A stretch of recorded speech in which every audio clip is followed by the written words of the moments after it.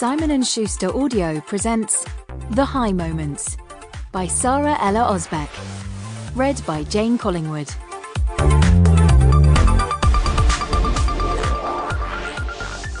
Chapter 1. Whenever the 1st of January came round, I had a habit of imagining myself a year on, as someone who had enigmatically outgrown the person I was in that moment. But year after year, it was like déjà vu, and it was starting to get old.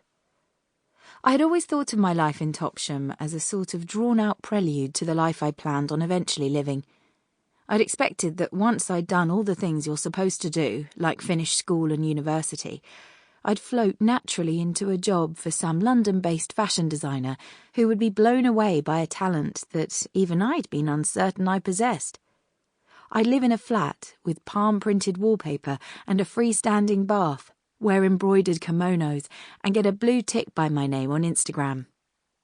I hadn't accounted for being sucked back into the arse end of nowhere to pull pints and wait for a call from the recruiters who had sounded so eager when I was fresh out of the graduate oven back in June.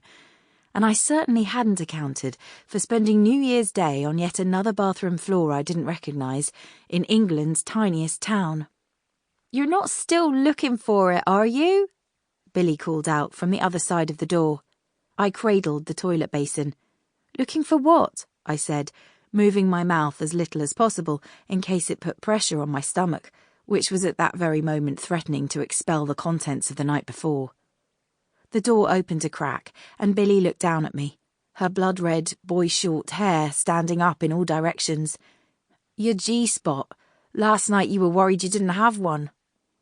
It was then that I winced, not because of what she'd said, but because it reminded me that I'd sent an unsolicited selfie at 3 a.m. to Tim, the on-off fling who hadn't been ready for anything serious throughout the 3 years we were at university, whom I hadn't seen since graduating, and whom I had been known, after a few drinks, to refer to as my first love.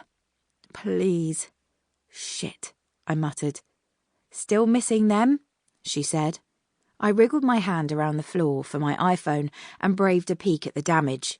An aerial shot of myself on the loo captioned, "Miss me?" as if murky urine framed by average thighs was a truly irresistible thing. Seeing it in the cold light of day, I had a vision of myself shrinking in size and morphing into the screaming face emoji.